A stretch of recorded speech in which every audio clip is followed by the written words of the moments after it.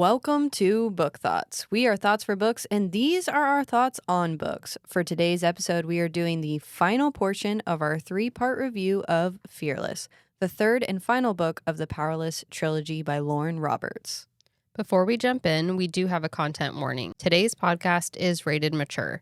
We are Book Thoughts after all, so we are going to be using adult language, talking about adult topics, so please pay attention to who may be listening near you. I think it goes without saying, but this episode will contain spoilers for Powerless, Powerful, Reckless, and Fearless.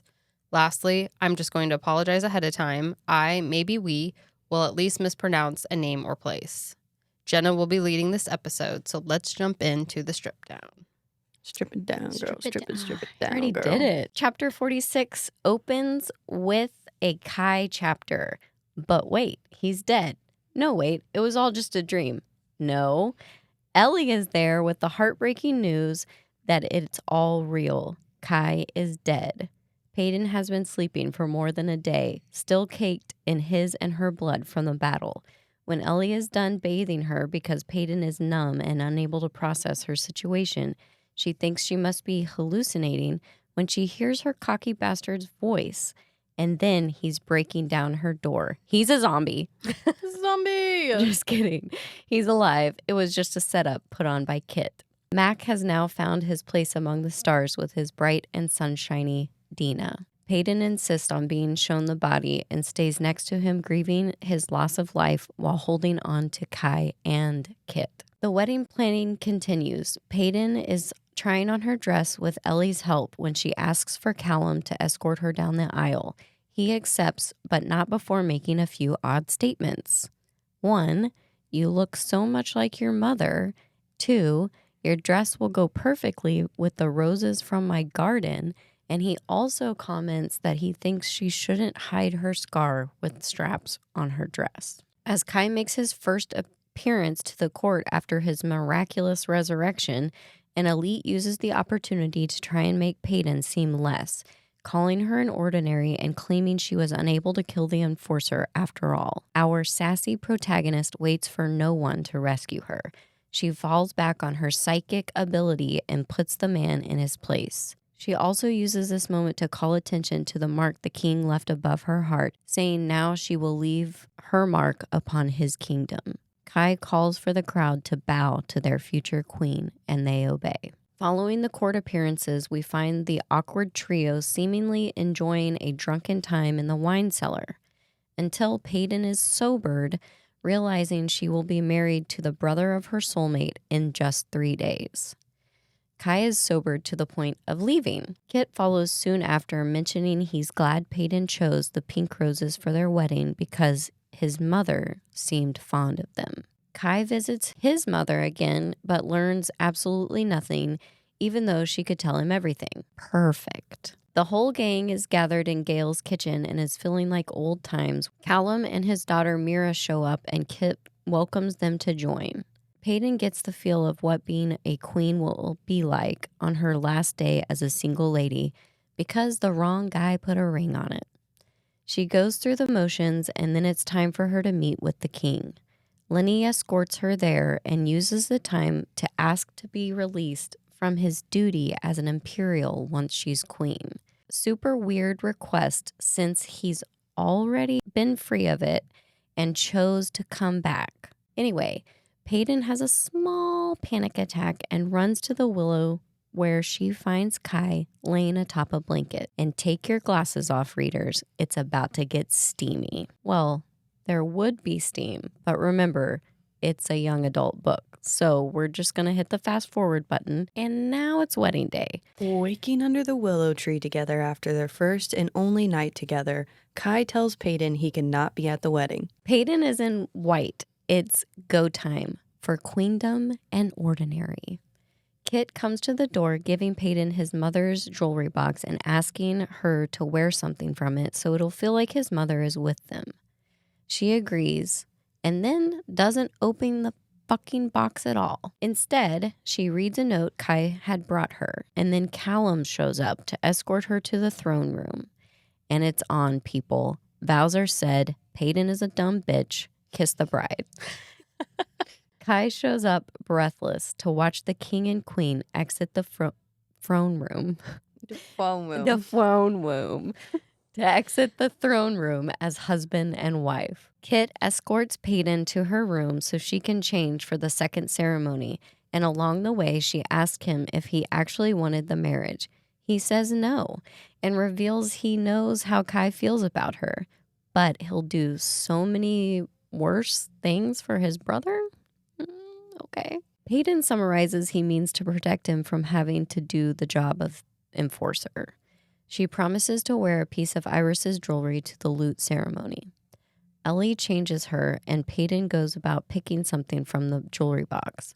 Finally, here we go. Buckle up. It's gonna get a little bit crazy and a lot bit convoluted. She finds the rose. She finds a note. The queen had a lover.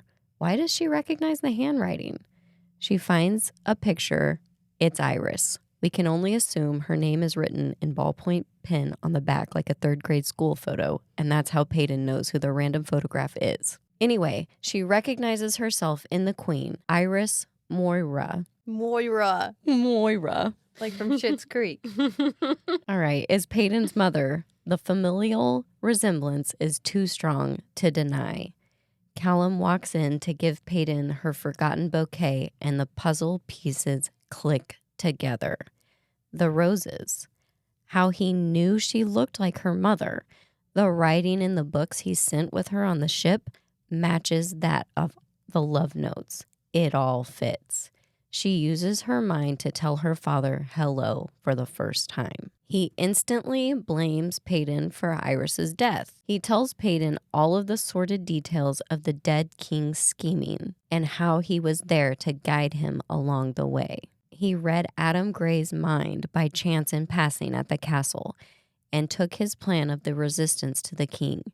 They decided to allow the resistance to gain members so that when the time was right, they could kill them all at one time. Everything was to end the ordinaries.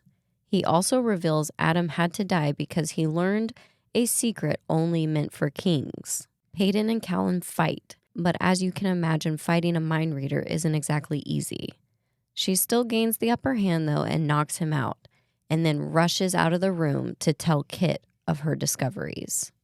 He's been controlled and manipulated the whole time. We see Edric's point of view when he first lays eyes on the Silver Savior, and he and Calum devise his plan to use Paedyn in the resistance to end all ordinary life in Ilia. Jump back to the present, and a brooding Kai says my least favorite line in the whole book, beasts don't get the beauty. Getting back to the real drama at hand, Paedyn finds Kitt and quickly spills all the truths she's just learned. Astonishingly, all he becomes fixated on is if Calum had mentioned anything about him. Paedyn says no, and when Calum comes onto the scene, Kitt kills him. Paedyn uses her mind to let her father know she'll be haunting him in all of his lives to come.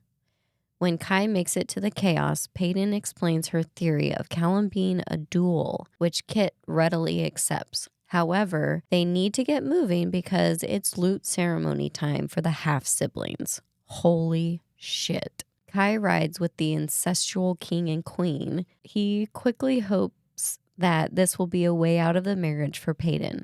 But the ceremony is on. It happens.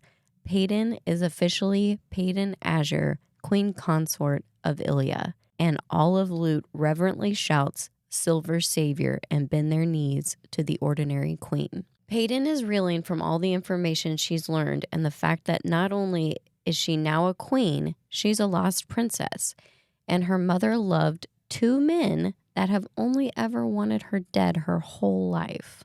Kai shows up at her balcony and tells her they're headed to Iris's room for some answers. We skip to seeing Kai and Kitt hanging with Gale. On Kitt's wedding night, they're enjoying a special batch of spicy sticky buns that Gale shares with Mila's favorite.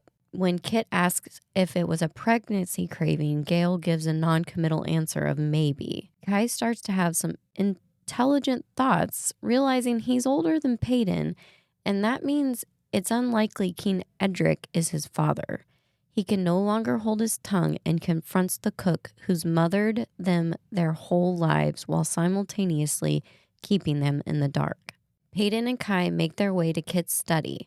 They need to discuss all the secrets that have been kept from them together as Azures.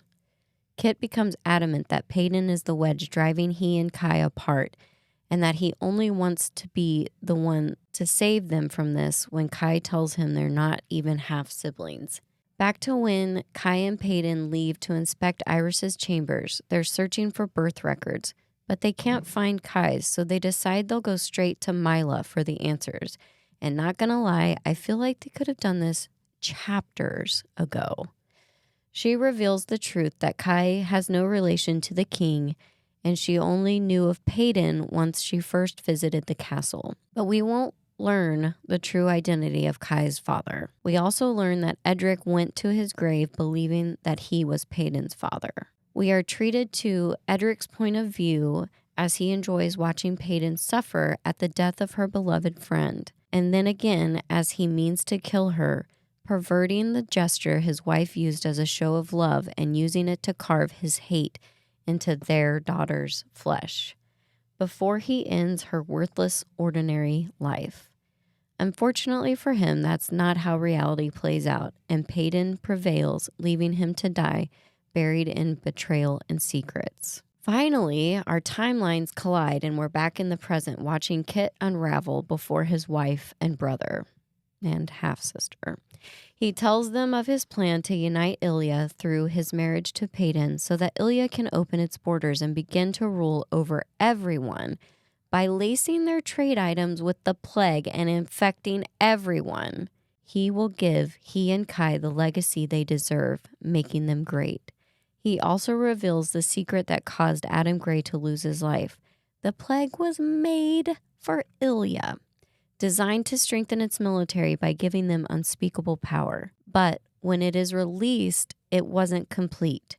Those who did not gain power from it still survived, and that is why Edric made it his mission to rid the kingdom of their weak existence.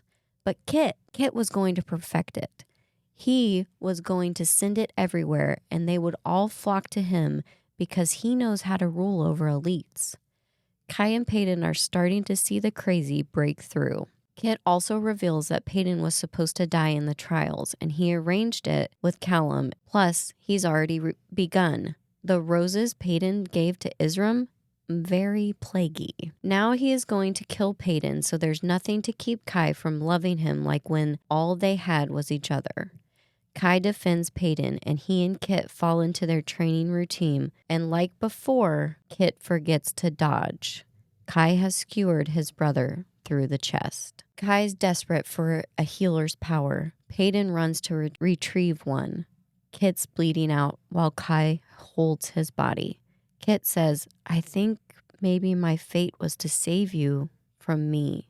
He asks to be buried under the willow so he won't be lonely. He gives Kai the wedding ring he shares with Paedyn and asks that they love each other for him, and tells Kai he's written him letters to explain why he's become a monster. And he's dead, leaving the enforcer without a king, without a brother. We see Edric tell Kitt the truths of the resistance and how he should allow Paedyn access to the tunnels.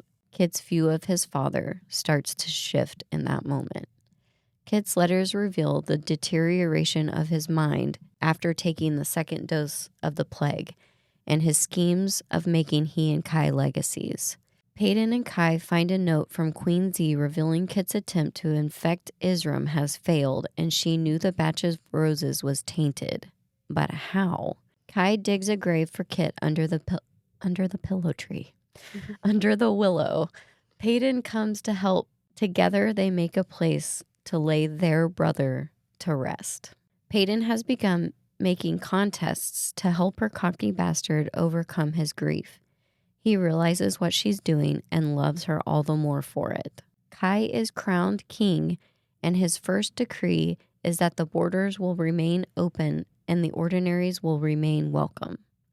Kai asks Paedyn to be his bride using Kitt's wedding ring, and she slips it on her thumb opposite the one she wears of her father's. Ellie helps Paedyn get ready for her wedding day, commenting it's nice to see her happy for the occasion. They are married under the willow with Kitt and Ava underneath them. Jump forward 5 years. King and Queen of Ilia are visiting neighboring countries, solidifying relations after 3 decades of isolation.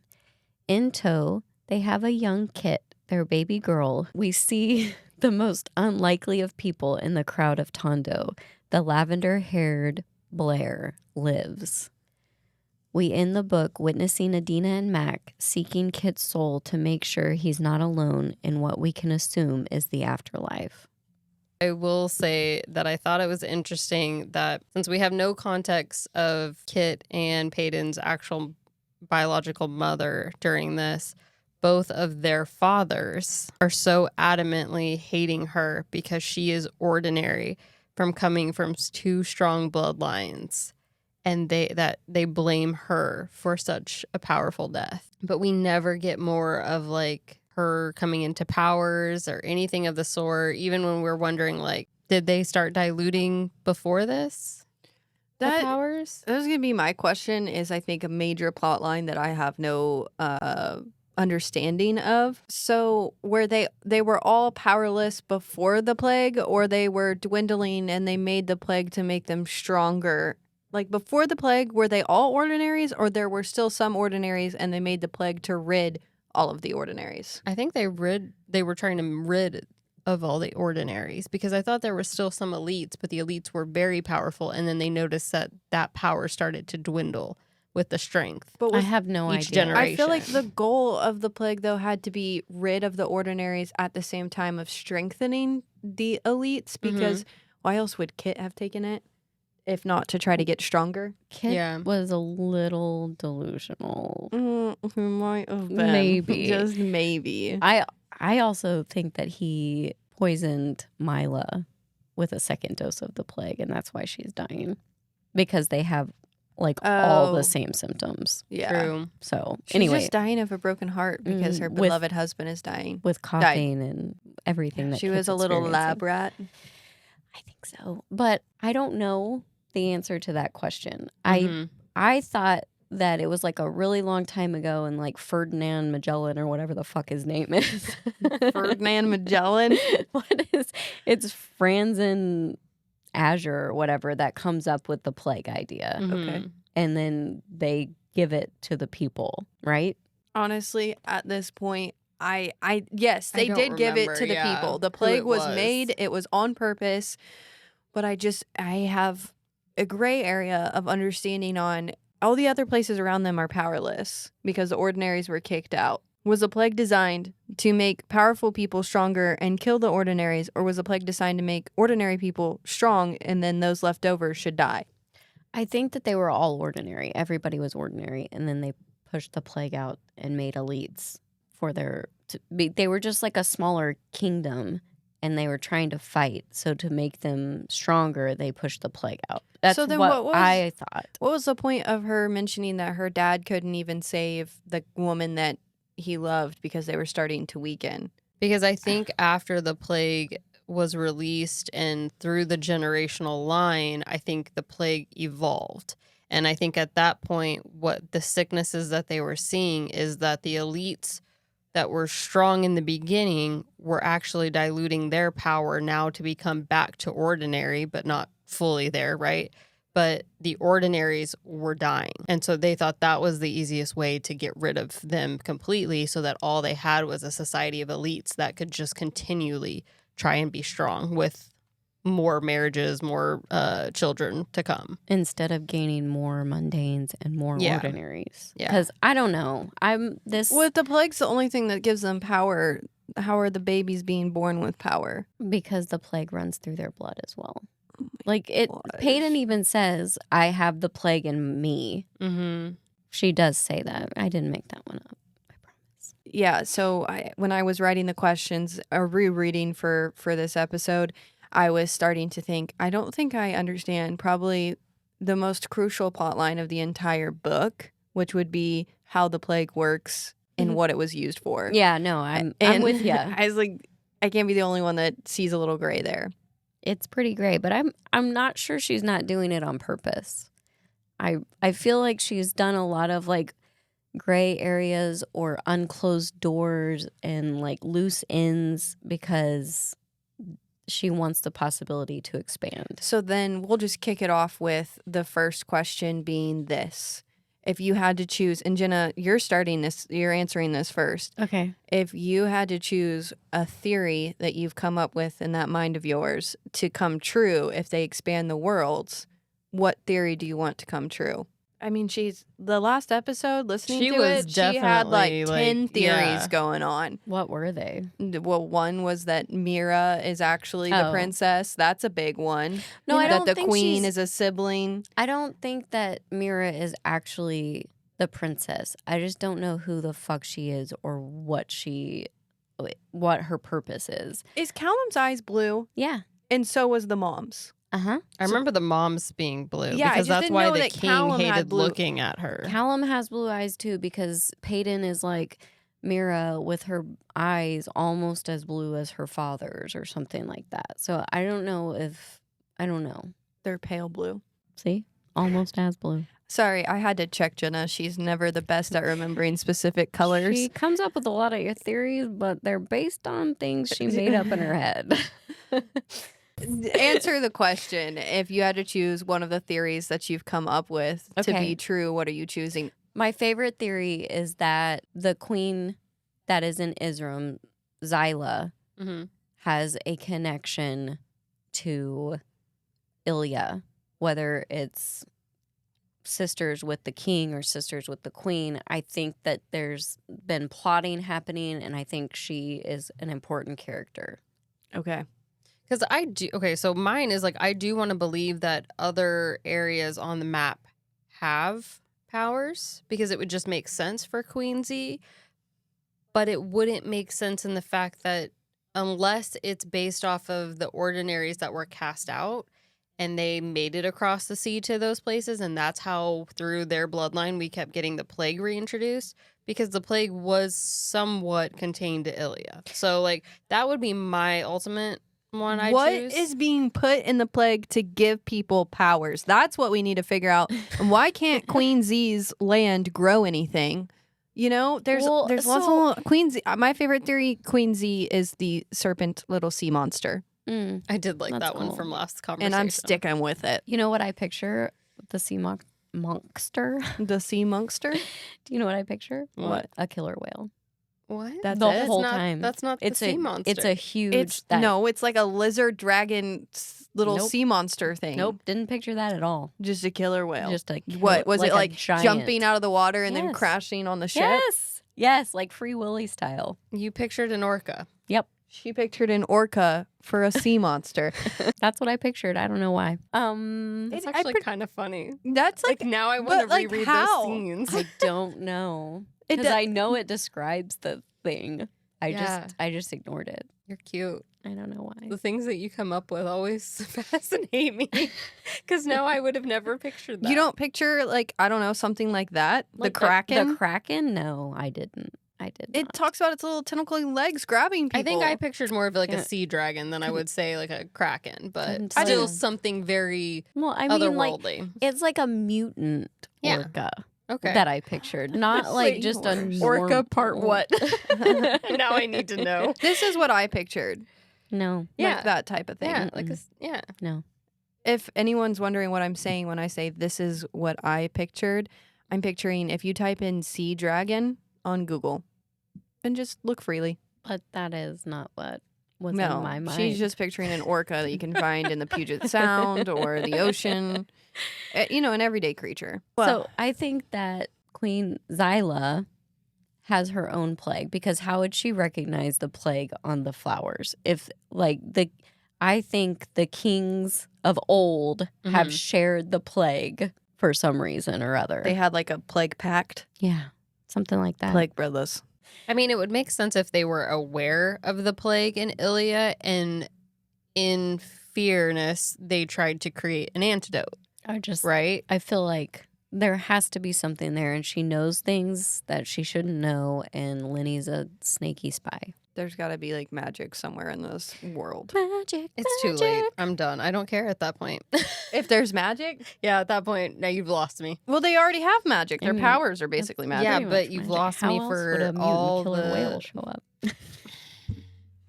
For all the discussion points of this book and series, you've lost me. Like, it should have been more evident that there are gods at play, that there is magic bigger than just There's your nothing but the capability. The plague is the god. Plague is God. God is plague. Bow down Bow down. in your plagued bodies. And Cough in Paedyn, blood. Paedyn will not. She No. will not. Kitt is obviously going crazy this entire book. Was drugging Kai the first thing that you thought was extra evil with Kitt? You know, he drugs him to make sure he doesn't show up at the pit? Or do you think there's other signs that you're like, he's starting to turn a little evil? I mean, that one was a big one, but at the same time, like, his secretiveness with when Kai finds Kitt in the bedroom, like his yes. mother's bedroom or something, and he's like reading the letters, and he's just kind of being just secretive in that nature. I think that's like the start of like we're seeing something brewing without even knowing Calum's still whispering in his ears. Because at some point, don't you have to connect the dots knowing that, oh shit, Paedyn is your stepsister? Let's not go through with this. He didn't even realize that Kai wouldn't have been his brother, though, Until when? until they tell him. Oh, I thought he knew everything. No, He hadn't pieced that together. He knew about Paedyn, but he didn't confront Calum about it because he didn't ask. He didn't He didn't want to wanna know, yeah. if he was a bastard. That's true. And he didn't want everybody to know that he knew there was another claim, a valid claim for the crown. Kitt started to give me a bad feeling even in the second book, if just how he was dealing with his father's death. Mm-hmm. I did not think there would be any redemption for him, period. I just thought this book would be Kitt kind of turning evil and Kai and Paedyn having to fight him, but in a more literal sense, like him becoming a tough leader, maybe torturing Paedyn a little bit.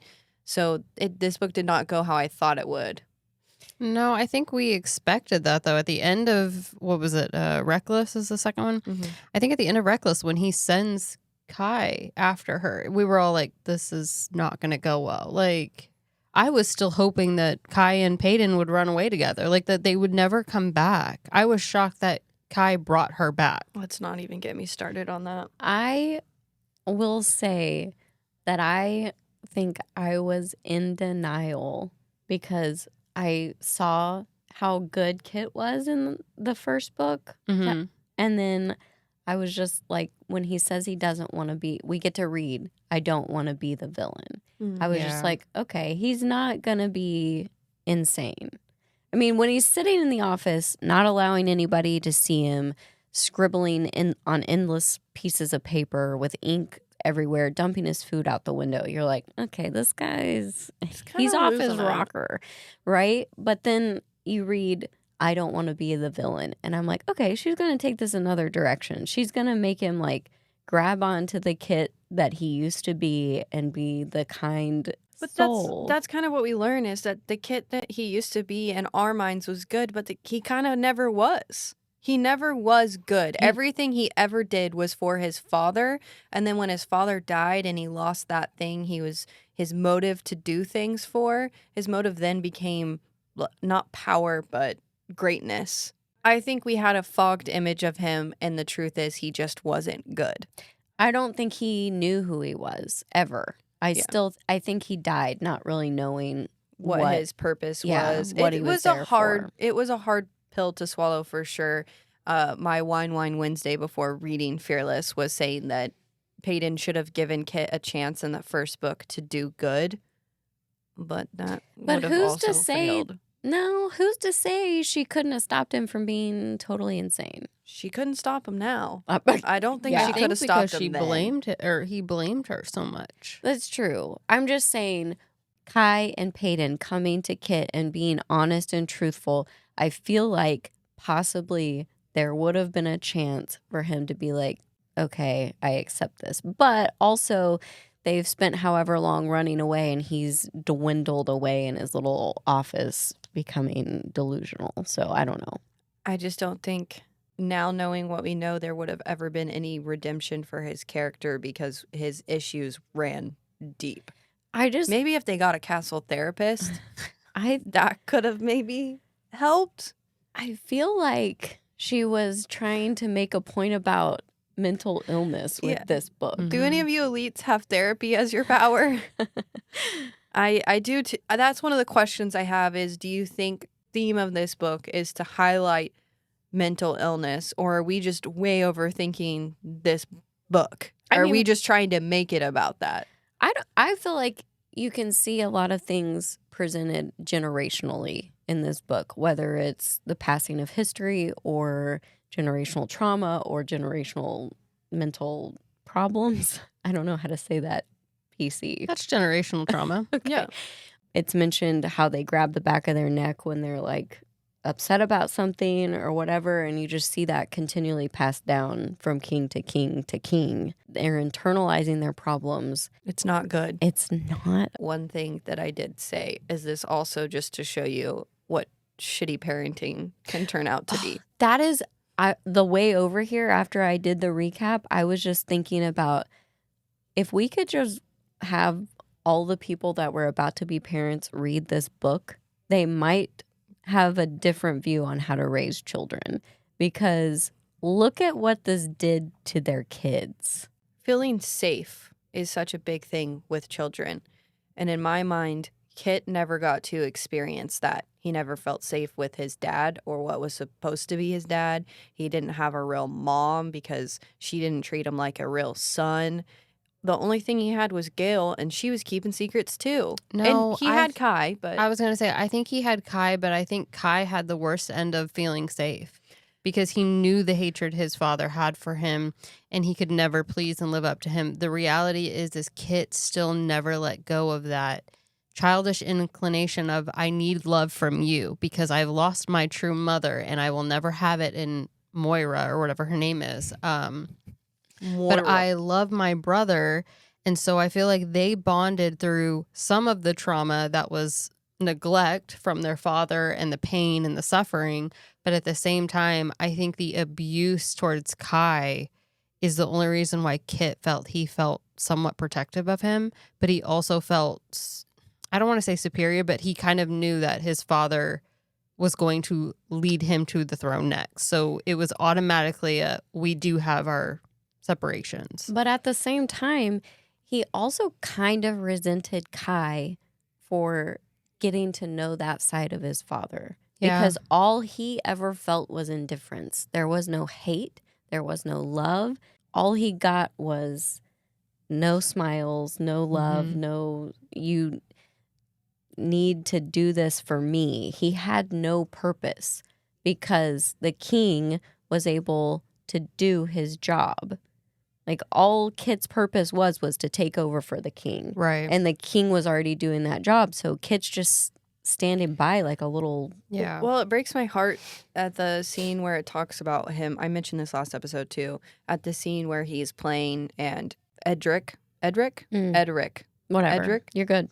the king, looks over at his wife and gives her smiles, but won't give him that. And he's young kid. He's, I don't know what age it says he is, but he's young, looking for that approval and never getting it. So I think no matter what he would have done in this book, it would have never been good enough for himself. Absolutely. And there's also, when we see the turning point of his view of his father being a hero and a god shift to like, this is all you want to accomplish, is the first time he's ever given a task to do by his father. And that's to show Paedyn the tunnels.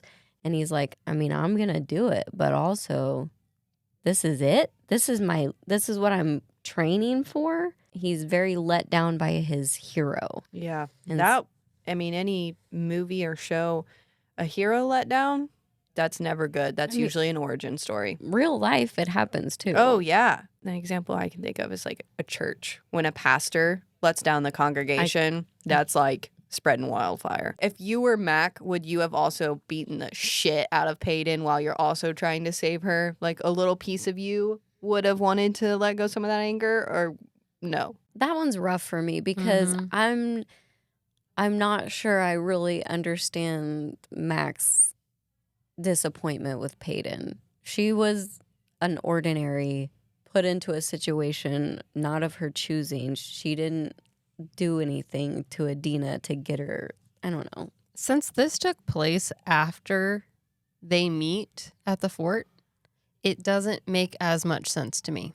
Even though that Mac was going to do this all along, it would have made more sense to fight and then finally, in those final moments, like, want to die, but give her the understanding that, like, you need to put on a show. Like, I can't just, like, let you have, you know. I think it makes more sense to me this way because Really? I think he was going to kill her prior. That's the whole reason he met with the king, was he was agreeing to kill her. He wanted someone to take out his anger that Adina died, and he was choosing Paedyn. So in his mind, when he's meeting with the king, he's thinking, I'm going to kill her. I'm going to get the revenge that I want for Adina because she's the reason Adina dies. Then he meets Paedyn and is like, you're not who I thought you were. You're suffering along with me. I still resent you, but now my plan is kind of changing. So he could never get out of it. He just had to still face her, basically. Yeah, I think no matter what, at first it was to kill, and then in his journey to save her, he also was getting some of his anger out. He was still hurting her a little bit. I Mhm. agree with that. I just will fall back on,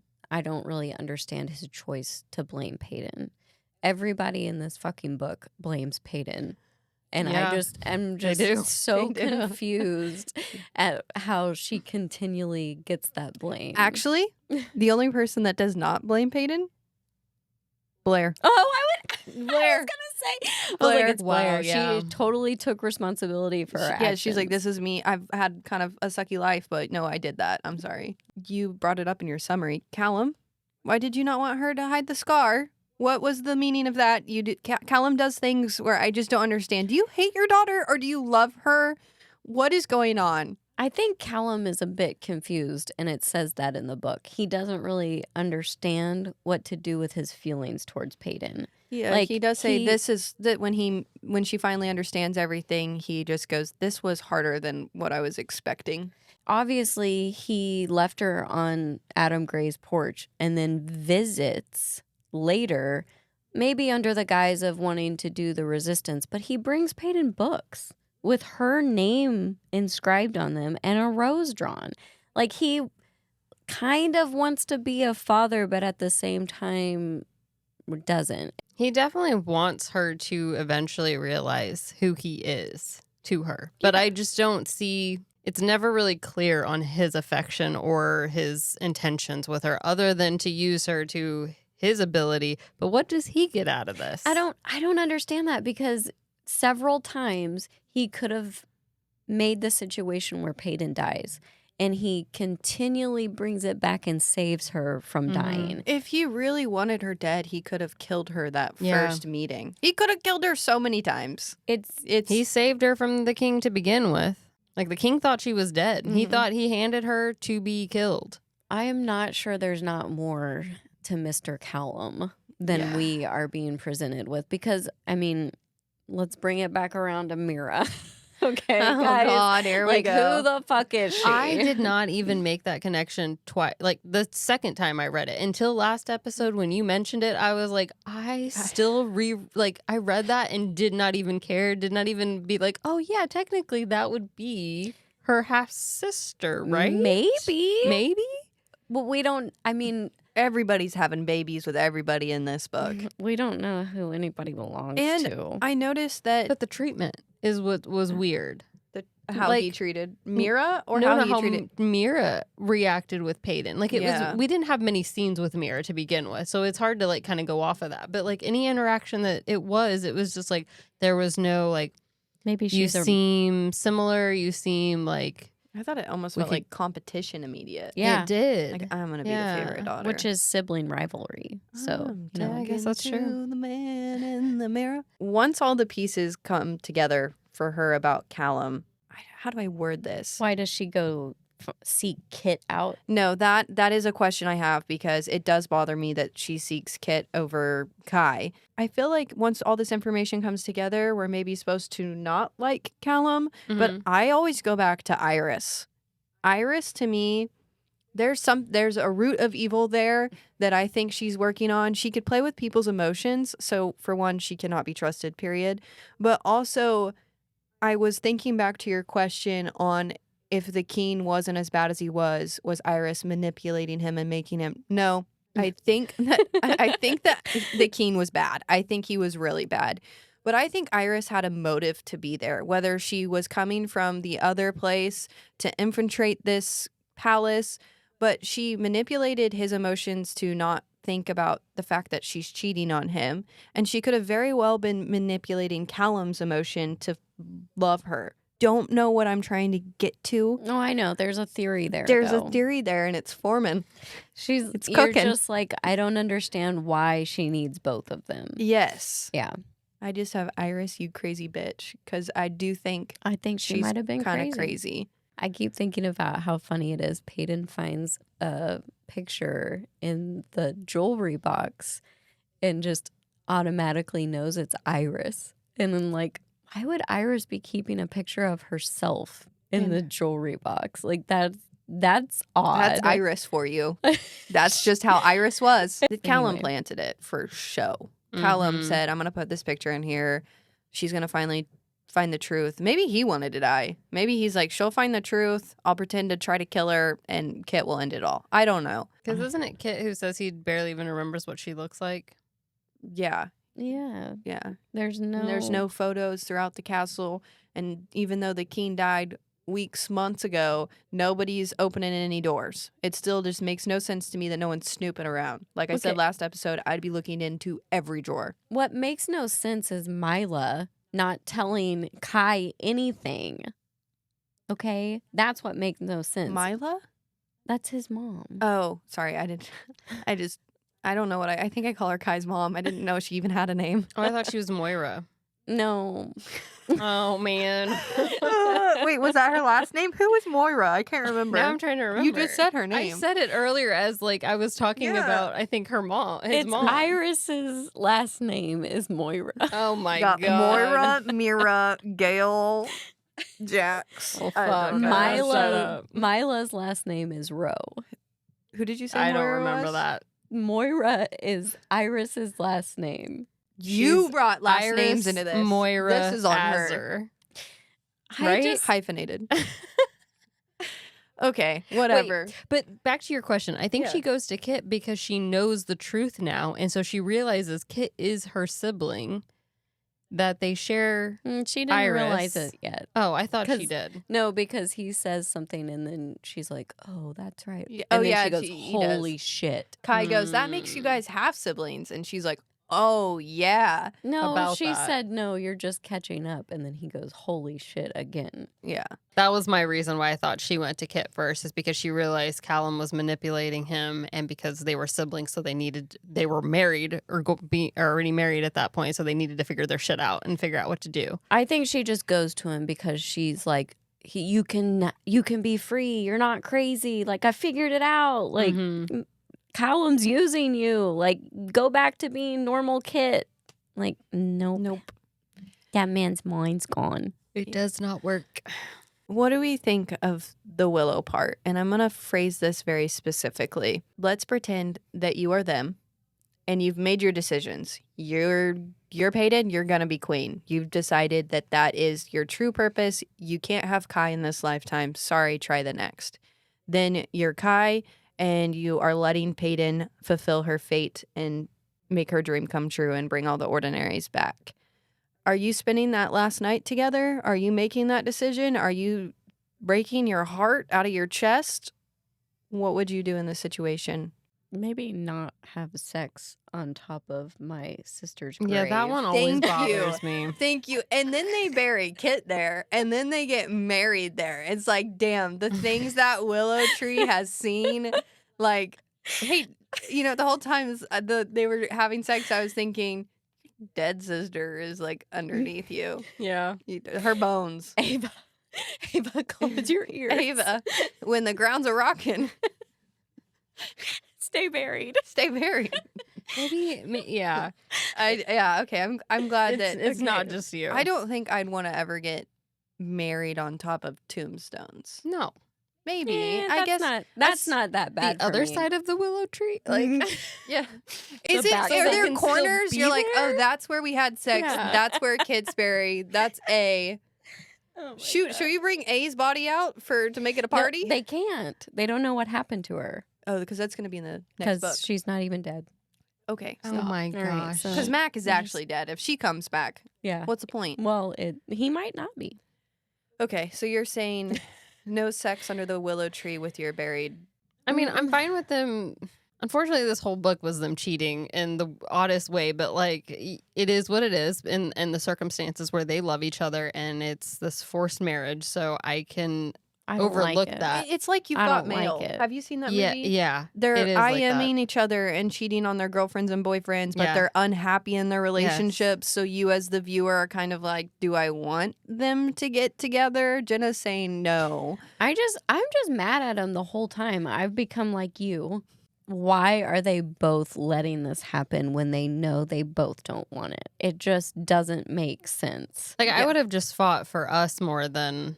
I mean, I understand her place as becoming queen. She thinks she can do right, but like it all felt so wrong. Like I said, in the beginning, nasty. I would have left.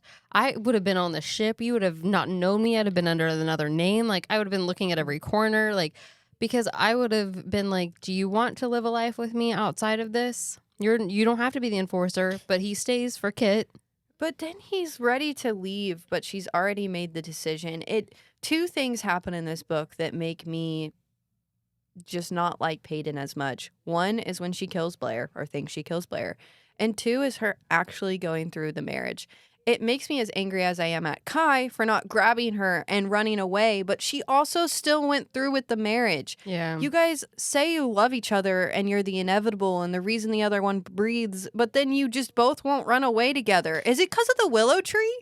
They can't bring the tree with them? Like, what the heck? Why is no one making the move? And that brings me on to my next thing is one of my least favorite parts is when he's putting all the clues together in Kitt's mom's bedroom. And he's like, yeah, it's kind of best that we both move on now that you're married. You just freaked out because you broke down her door like again because she thought she killed you. You confess your love to her. She confesses her love for him, and then now it's a few chapters later, and you got your dick wet, so Yeah. it's time to break up. No, this is before. Is it? Yeah, it is Okay, before. my bad. So it's just frustrating because That is frustrating. none of the characters develop. The back and forth just reminds me of like young love. Like that's all it is. It's back and forth. Everyone has gone through some shitty shit, but like at the same Shitty time, I love that. I want to make a t-shirt. This is everyone's gone through some shitty shit. Meet me at the Willow. But yes, everyone's it's gone. inevitable. Like it makes sense to me that they constantly choose each other, even when they know what their destinies, like their paths, have divulged at this point. Like they know that she is betrothed to Kitt. They know that he cannot have her, but they can't face the fact that their love is powerful. And so I feel like she tries to show that at every turn, but it makes it uncomfortable when she finally does go through the marriage. Kai gets there too late, basically, to interrupt the ceremony.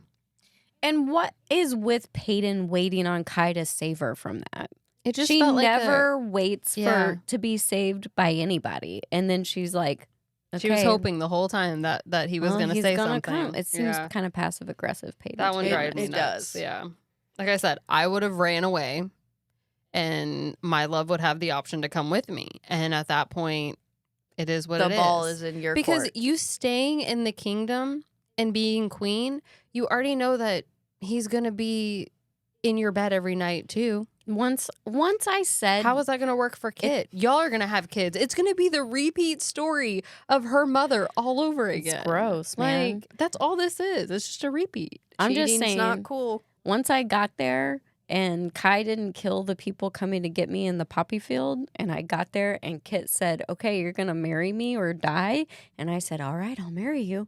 Then me and Kai, we're friends now. That's it. That's all we can do. Because I Can you promise. be friends? Yeah. No, I don't think you can be No, friends. absolutely Yeah, I don't not. think I'm that's just gonna saying. work, Jenna. Yeah, I I'm see your saying I point. would break it off. Then. Don't Yeah. do it. I'm not gonna.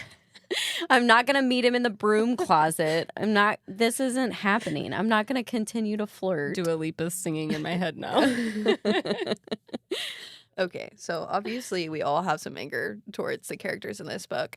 Would you have saved Kitt's memory as good?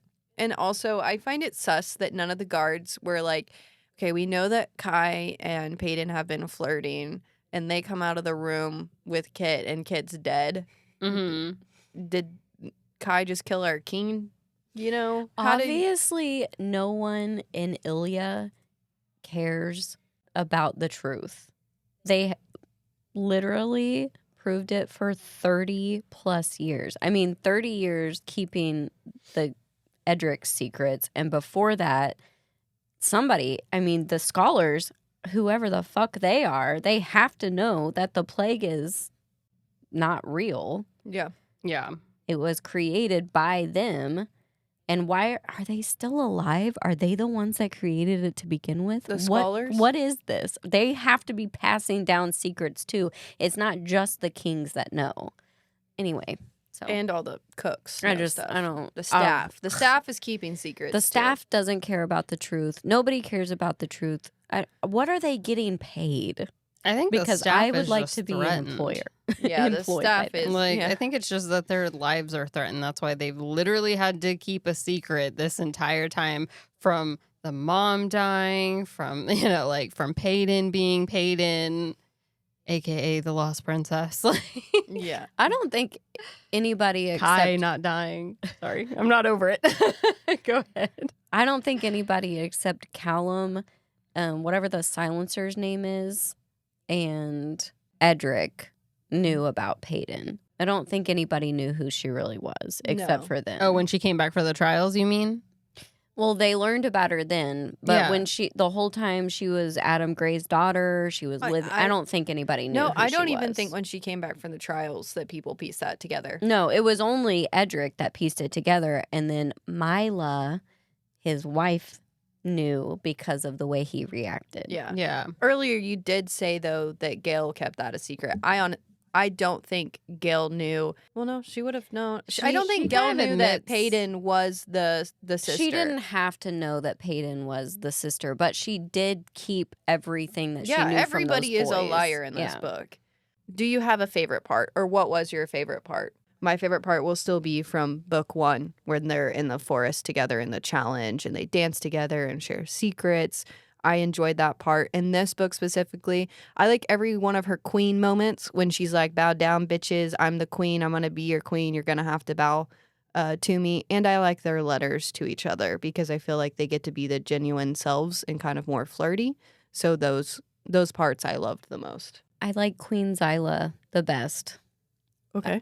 She's my favorite part of the book. She finds Kai in Paedyn's bed and she doesn't freak out. She doesn't rat him out. She just talks to him and like, this is interesting. And then she has breakfast with Paedyn as normal and then also informs her she knows about her and Kai. And so that's my favorite part. I like her the best. Yeah. She's very matter of fact. Yeah. And she's probably going to be the worst one yet. I In think the next world. Yeah, no kidding. Well, we'll see. We'll Yeah. see if that's where we go. I think my favorite part in Powerless is the same as yours, but for this book, for some fucking reason, I still love that she makes Kitt have dinner with her or breakfast with her Yeah. every morning. Yeah. That for some reason Makes- is my favorite because it's finally just them two trying to get to know each other, trying to break the ice. But I don't know. Those scenes are actually- my favorite scenes. Those scenes actually gave me hope Yeah. that he might be normal, but he wasn't. This whole book, I knew that Kitt did not like Paedyn. Yeah. I mean, you just Yeah, know. it's very like obvious. he He's can't annoyed. forgive her and he can't be around her. He hates her the whole time. My least favorite part in the book is probably just Kitt's storyline. Some people are very okay with how the book ends because they keep Kitt's memory kind of safe. They end up together. They have a kid together. Oh, look, Blair's alive. But I just can't. It doesn't overshadow for me how Kitt's tragedy ends and the tragedy of his life. I don't know what would have been a better ending. Maybe just Calum was brainwashing him and then they all sit around a campfire together. I don't know. It just gives me an icky feeling how his storyline is just he really, truly was bad. I don't know if he was really, truly bad. I think he was really, truly mentally ill. And then the plague also contributed to that and ate his brain away. Yeah, the first or second dose. Maybe the third, who knows? He was taking it every night. I think it was okay to let it end tragically for Kitt because that's reality. Not everybody gets a happy ending, and Kitt definitely didn't. But I am annoyed at how random it is that Blair's still alive. That just threw me for a loop. Yeah. And then I am also kind of annoyed. I don't know if I think it's okay that they keep Kitt's memory as being good for the kingdom. I think that that's okay because I think he was just really crazy. He was sick. He was crazy and he was sick. And so I think it's okay for that. I just don't know if Kitt, had he never taken a dose of the plague, would have been any better. I don't think it would I have think changed. he may have even been more concise in his bad doing. Well, then, I mean, can we just write a book on what ifs then? We have way too many side books going on right now. Too much fan fiction. I can't. And then I also have said it several times, but I don't like the character development just being destroyed when Blair is I don't see killed. There just isn't very much character development at all for me. The only one that develops in my mind is Kai. He is the only one that has steady character development. Kai is my only favorite character out of this whole damn series. Excuse me. What Out about of the whole series? Adina and Mac? You don't like Adina and Mac? I mean, you said that the whole actually series survives. That's my thing. Yeah. Like, well, that she said Adina's still alive, so. We don't know what the afterlife is. We get a perspective from Kitt still, and he obviously meets Adina and Mac. You know, the first time I read that final chapter for Kitt, I honestly did think it was his mom and father at first. And I was like, well, then why would it be his father? Because his father never cared. Like, he would never just have happiness and love all of a sudden in the afterlife. So then I was like, that's Adina and Mac. Like the second time somebody pointed it out and I was like, okay. Did you guys picture the Disney film Souls? Like, yeah. Is that how you pictured that almost? Yeah. That's exactly how I pictured that scene. Basically just a black world and then just lights talking to each other almost. Yes. I actually forgot to include favorite moments with the book Powerful when you ask about the series because I kind of just liked the whole book. The book. Yeah. I liked it. But the key thing about me liking that book was the length. And I think that possibly I would have enjoyed the series a lot more had they all been around that length. Because I think she could have got her points across maybe a little bit more concise. A favorite line, and I'm just going to do one this episode since we're kind of running over, is at the very end when Kai is holding or is next to Kitt when he's dead. And he goes, I am dead beside him, but cursed to keep living. I just think that's a very powerful line. That a lot of people have felt that way or feel that way when they lose someone that they love. In Alexander Hamilton, the musical, they say a line where it says, dying is easy, living is harder. And I believe that that is true. Now let's wrap it up. Thank you so much for listening to this week's episode. Next episode, we have something extra special. Our very first author interview with Heather Debris. You think is that how you say it? That's how you say your last name. Heather, you've already talked with us. You know I'm horrible with names.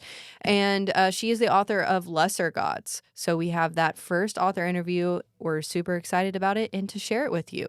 Her book is on Kindle Unlimited if you want to read it before the episode.